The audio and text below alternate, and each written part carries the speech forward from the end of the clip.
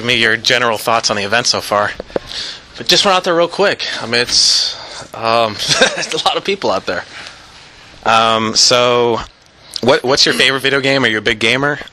I am. Obviously, played my game. Played Madden and a few first-player shooter games. What would you say overall is maybe your favorite game, your go-to game?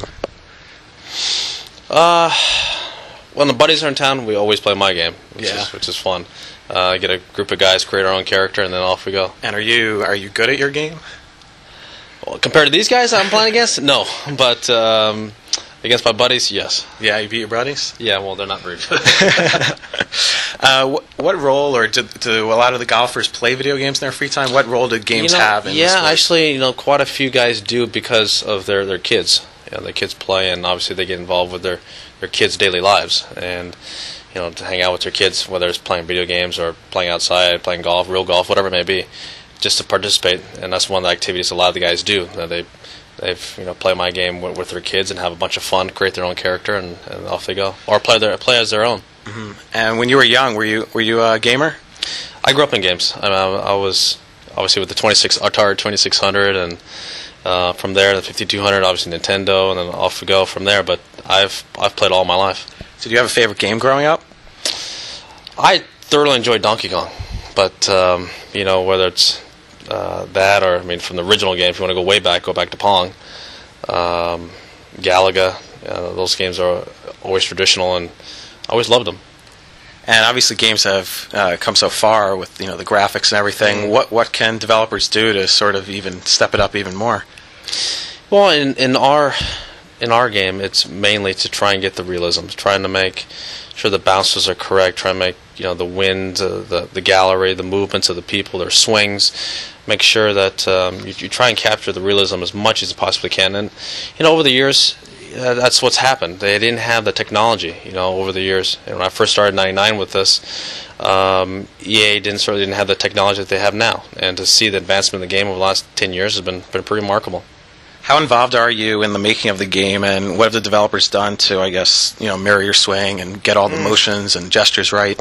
Well, we've done motion cap over the years, and as I've gone through the tour, I've changed my swing a couple times, and I wanted to make sure that the gamers got a chance to experience that, and make sure that the game is as real as possible. In order to do that, you have to capture my real swing, and I've changed it. So has the game.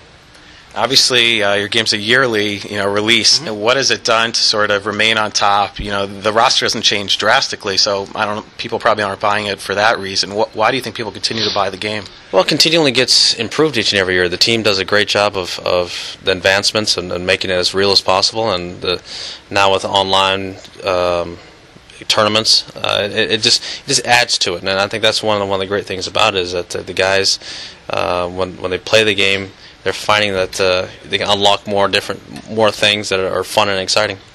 Switching gears a little bit, what athlete, I guess, in any other sport do you admire the most? Well, right off the top of my head, and obviously one of my best friends here tonight is Jeter. To be in that atmosphere there in New York and on a daily basis, and to perform like he does, over his entire career. Our careers marry each other quite a bit. His first year was '96, and so was mine. And we basically have grown up, in our sports respectively, and have had some success along the way. And he's as humble as you could possibly be. Are you fully ready for the upcoming season? Not yet, no. And I'm planning on getting there. That's one of the reasons why I haven't come back and played yet. I won't come back until I'm ready to go. And what are your goals for this year? Just to win. And I guess finally, you obviously gave the big speech in front of Barack Obama at the Lincoln Memorial. Yeah. Just give me your thoughts on what that was like. That was incredible. To be part of history like that. That's a once in a lifetime opportunity.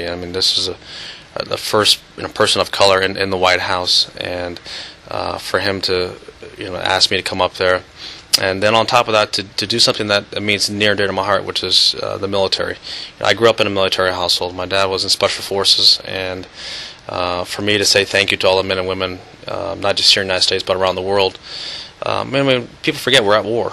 And, I think those are some unsung heroes. A lot of the things that they do, around the world, to make people safe, and especially here at home, they don't get enough credit for that. And that was important for me to do that and get up there and talk about those people, because they are unsung heroes. They give up their lives, for America, and they have people. Those people need to know that we really do care about them.